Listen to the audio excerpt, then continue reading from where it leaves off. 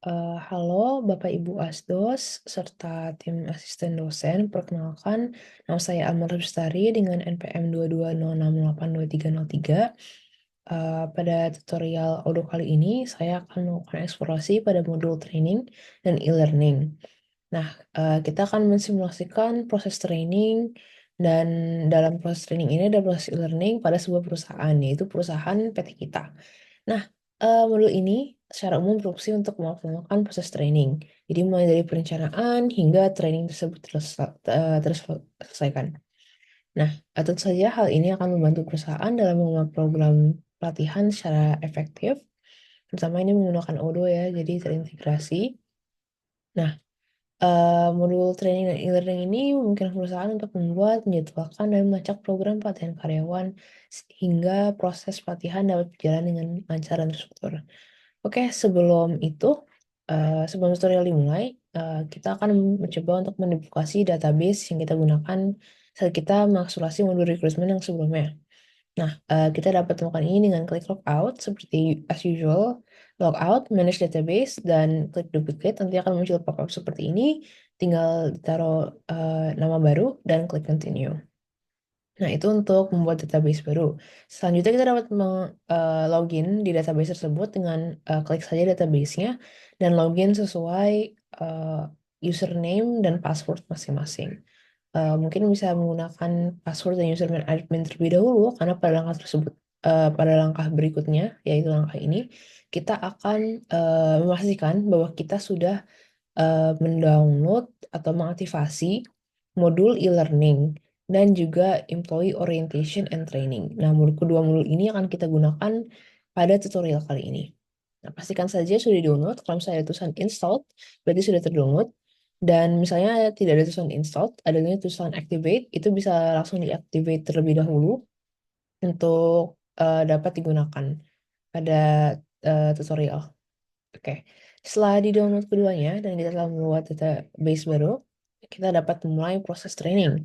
Nah, proses training ini terletak pada apps employees ya, ada di jika dilihat di navbar ini, ada di sebelah hampir akhir sebelum configuration ada tulisan training program. Nah, kita dapat klik training program ini dan akan muncul layar seperti ini, employee training program. Ini belum ada employee training apa-apa. Nah, di sini kita akan mencoba untuk membuat training program yang baru. Kita pertama akan membuat secara manual dan untuk cara kedua kita akan menggunakan master data.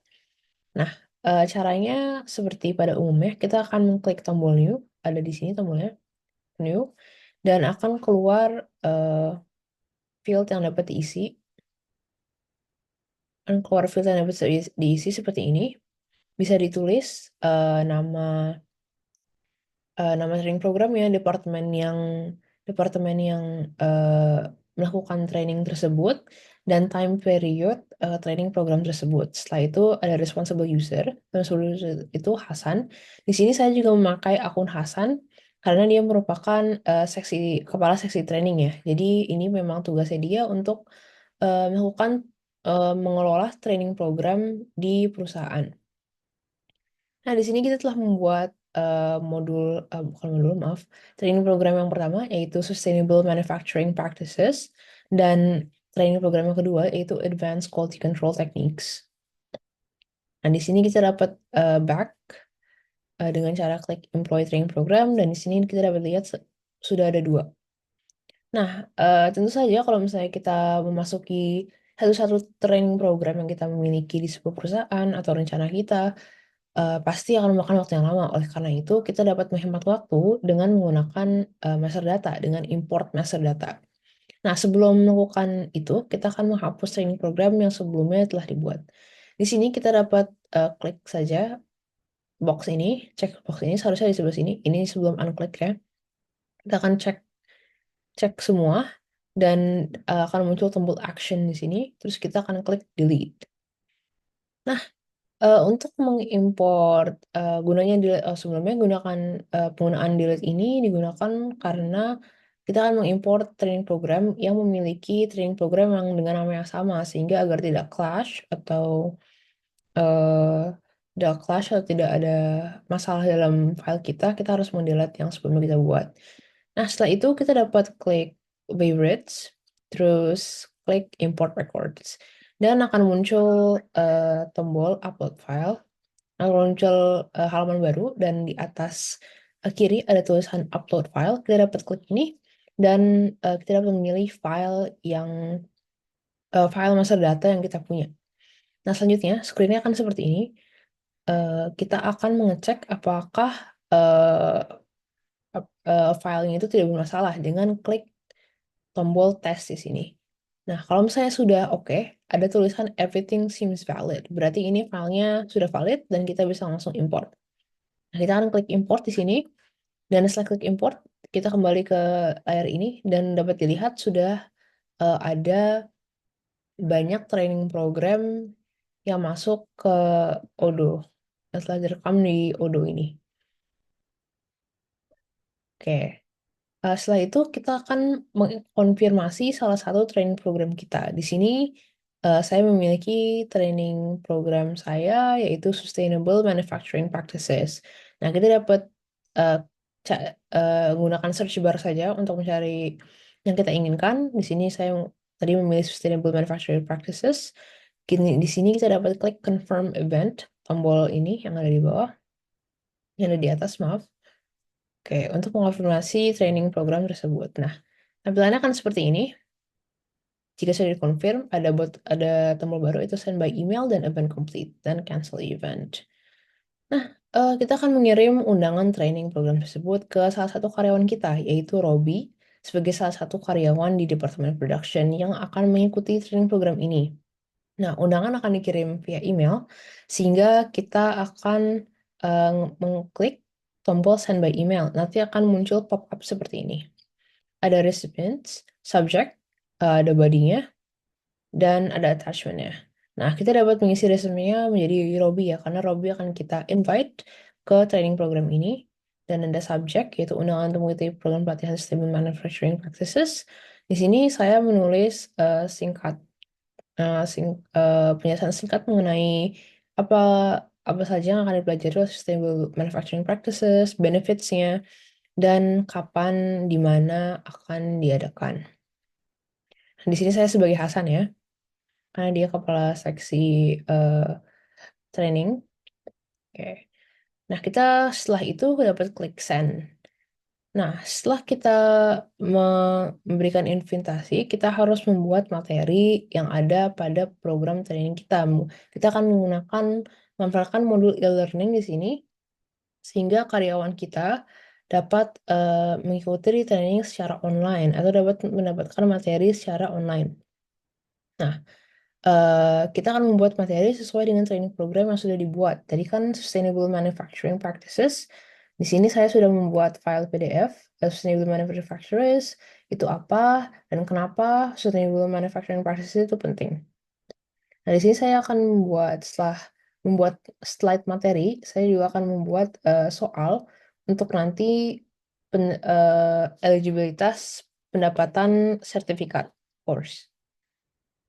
Nah, setelah merancang materi kita, kita akan buka modul e-learning. Nah, ini ada di apps e-learning, bisa diklik uh, grid bar ini, dan akan muncul di bawah harusnya e-learning selama sudah diaktifasi ya. Kalau misalnya belum, bisa diaktifasi terlebih dahulu. Di sini kita dapat klik new untuk menambahkan course baru. Nah, setelah itu kita akan menambahkan course title, yaitu Sustainable Manufacturing Practice. Ini screen-nya. Kita di sini tetap sebagai Hasan ya. Nah, setelah itu kita akan membuat konten untuk kurs kita, sehingga karyawan kita dapat mendapatkan pembelajaran baru dari trainingnya. Nah, kita akan mengupload materi .pdf yang sebelumnya telah dibuat. Nah, isi konten title yang sesuai, yaitu Sustainable Manufacturing Practices.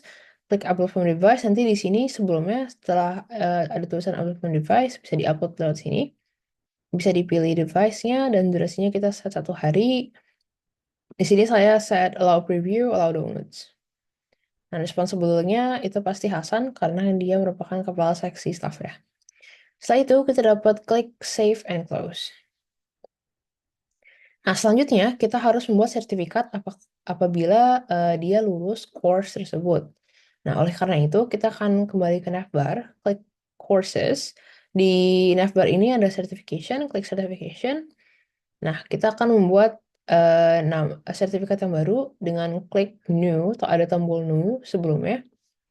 Nah, kita akan mengisi sertifikat title-nya dan mengisi dengan mengisi apa ya, pertanyaan baru dengan klik tombol add a question. Nah, buatlah pertanyaan baru dengan mengisi choices dan jangan lupa untuk menentukan jawaban mana yang benar dan jumlah poin yang didapatkan untuk setiap pertanyaan. Nah, di sini questionnya akan diisi, yaitu pertanyaan kita, question type-nya multiple choice answer, only one answer. Bisa disesuaikan saja. Dan di sini ada choices-nya, yaitu pertanyaan-pertanyaan yang tadi kita sudah buat. Di sini ada skornya, yang benar yang D, jadi saya suka skor 5. Dan untuk berikutnya ini juga sama, cuman pertanyaan kedua. Oke. Oke, setelah itu dari sertifikat yang sudah aku buat, kita akan kembali ke courses yang sudah buat. Jadi kita akan klik course dan courses. Tadi sebelumnya ada di pop ini, tapi kita harus klik courses.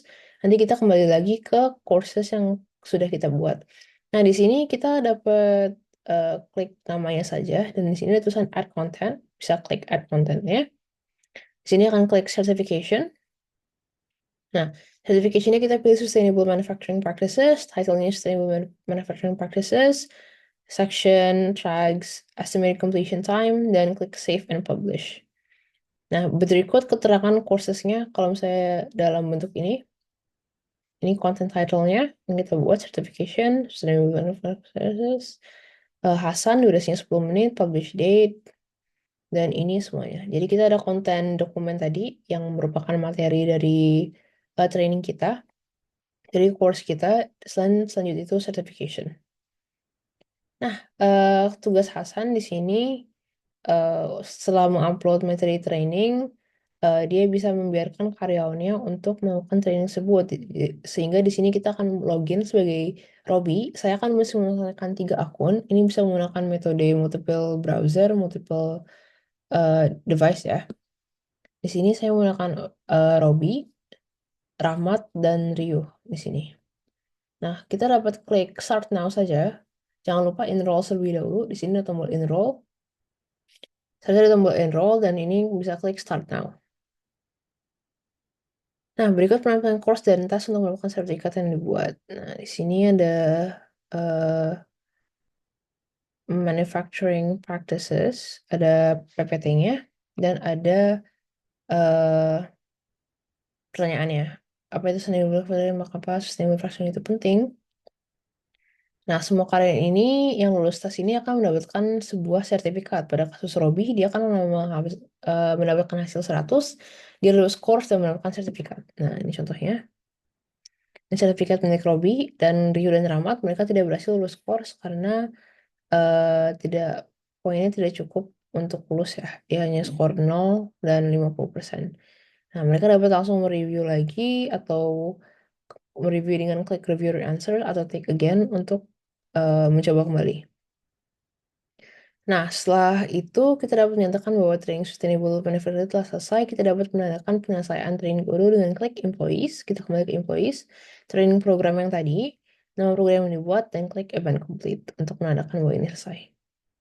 Di sini kita juga dapat print certificate dari karyawan yang telah mengikuti training ini. Oke, sebelum itu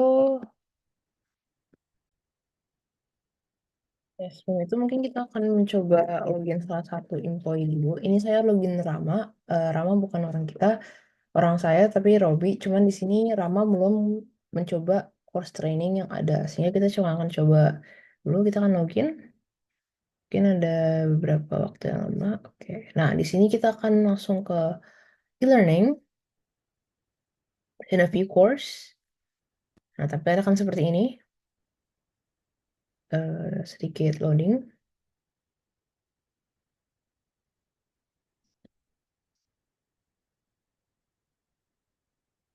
Nah, di sini ini responsible Hasan, last update-nya tanggal segini, commission 1 day for minutes for members. Nah, kita dapat klik join this course. Nah, kita akan klik Start Now di sini. Bisa baca-baca PPT terlebih dahulu. Oke, dan kalau misalnya sudah, kita dapat Begin Certification. Nah, Begin Certification ini kita akan mulai dengan Start Certification. Di sini kita akan mencoba jawaban yang salah dulu. Ini ada pertanyaannya, kita klik Continue, C. Dan di sini dia tidak mendapatkan skor.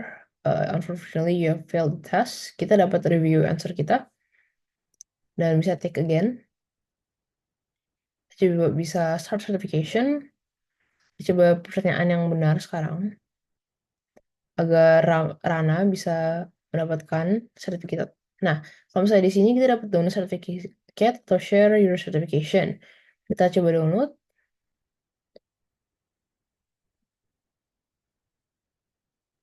Nah, kita dapat melihatnya di sini. Mana? Oke, kita dapat melihatnya di sini. Nah, ini sertifikatnya milik Rana. Itu untuk training. Nah, tadi setelah training selesai, nanti bisa diklik event complete oleh Hasan yang bertanggung jawab. Oke. Mungkin selanjutnya ada beberapa pertanyaan. Jelaskan cara singkat perbedaan dari general training dan tactical training.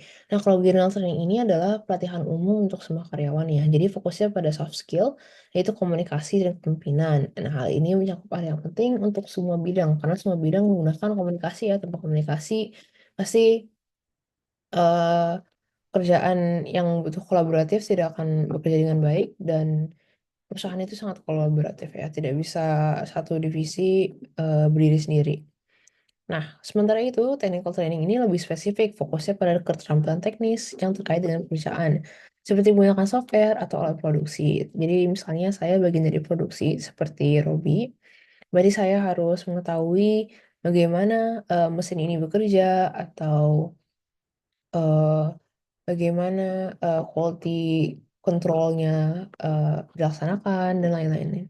Nah, untuk buat kompetisi materi sebanyak kategori, soft kompetisi, basic kompetisi, spesifik kompetisi, untuk soal kompetisi kita, bisa di sini.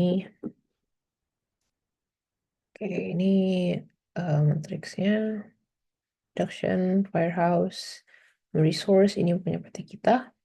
Nah, apa hubungan antara modul employee training dengan modul e-learning? Tadi sesuai penggunaan lab kita, kalau misalnya employee training ini digunakan perusahaan untuk merencanakan dan mengelola pelatihan karyawan. Nah, di sini staff training dapat melakukan modul e-learning untuk memberikan materi pelatihan secara online. Nah, jadi kayak e-learning ini seperti ekstensi dari staff training ya. Jadi digunakan untuk pelatihan secara online. Nah, dengan ini karyawan dapat mengakses materi dan menyelesaikan pelatihan secara online untuk mendapatkan sertifikat. Nah, ini tuh memungkinkan untuk pelatihan yang ada pada employee training dilakukan dengan modul e-learning. Jadi tidak hanya secara fisik, tapi juga secara online. Trainingnya bisa di rumah, bisa di mana saja, dan lebih free ya. Oke, mungkin untuk terakhir ada refleksi dari saya. Jadi pada lab kali ini saya belajar mengenai proses training dan e-learning dalam sebuah perusahaan menggunakan Odoo. Nah, Odoo ini sangat bermanfaat untuk mengintegrasikan kedua proses tersebut sehingga staf bisa melakukan training secara online. Dan dengan menggunakan Odoo, perusahaan dapat mengelola proses training dan e-learning secara efisien. Seperti yang tadi kita lihat, dia bisa memiliki banyak training dan ini bisa di complete dan sudah terintegrasi semua. Oke, mungkin sekian dari saya. Terima kasih atas waktunya. Semoga video ini bermanfaat dan sampai jumpa di video berikutnya.